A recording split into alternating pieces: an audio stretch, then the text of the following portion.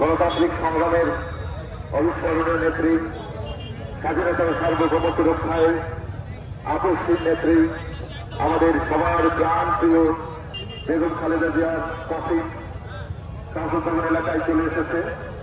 কিছুক্ষণের মধ্যে ওনার জানাজা অনুষ্ঠিত হবে। আপনাদের অনুরোধ করছি, সবাই যখন পেছনের দিকে চলে যাবে সারিবদ্ধভাবে জানাবেন এবং এই জন্য পেছনে যাওয়ার ব্যবস্থা আপনারা করে দিচ্ছেন। অনেক ধন্যবাদ ও কৃতজ্ঞতা জানাচ্ছি এবং অনুরোধ করছি জানাজা নামাজ শেষ হওয়ার পরে সবাই যাত্রার অবস্থানে থাকবেন। কেউ বিচ্ছিন্নভাবে এদিক সেদিক যাওয়ার চেষ্টা করবেন না, ছবি তোলার চেষ্টা করবেন না, সংসদ ভবনে যাওয়ার চেষ্টা করবেন না। আরেকটা অনুরোধ করছি, আমরা যারা এখানে আসি দোয়া করবো, পাশাপাশি আমরা খেয়াল রাখবো কেউ যাতে আমাদের মধ্যে এসে বিশৃঙ্খলা তৈরি করতে না পারে, সেই জিনিসটা অবশ্যই আমরা খেয়াল রাখবো। এ ব্যাপারে আমি যুবদল, স্বেচ্ছাসেবক দল, ছাত্রী দল এই ভাইদের সাহায্য সহযোগিতা কামনা করছি।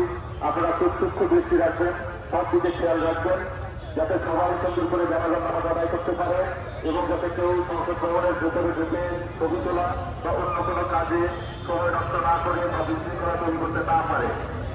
আমাদের প্রাণ প্রিয় নেত্রী, তিনবারের প্রধানমন্ত্রী, গণতান্ত্রিক সংগ্রামের অবিস্মরণীয় নেত্রী, স্বাধীনতার সার্বভৌমত্ব রক্ষায় আপসহীন নেত্রী, তার জানাজা অনুষ্ঠিত হবে কিছুক্ষণ পরে। আপনাদের সহযোগিতা একান্তভাবে চাইছি। আমি দেখছি সবাই সহযোগিতা করছেন। পূর্বের থেকে এখন খুব ভালোভাবে পেছনের দিকে যা ব্যবস্থা হয়েছে সেটা আমি অনুরোধ করবো আপনারা দ্রুত পেছনের দিকে যান, আরো দ্রুত আপনারা কাজটা করেন এবং পেছনের রাস্তা অনেক খালি আছে। আমার বাড়ি থেকে শুরু করে এবং আমাদের সংসদ ভবনের যে বড় বড় 3-4টা মাঠ আছে, এই মাঠগুলোতে পর্যাপ্ত জায়গা আছে, খুব সুন্দর জায়গা হয়ে যাবে। সবাই পেছনের দিকে গেলে আমরা পুজোদের পাশে যারা দাঁড়িয়ে আছে তারা কাতার করবেন।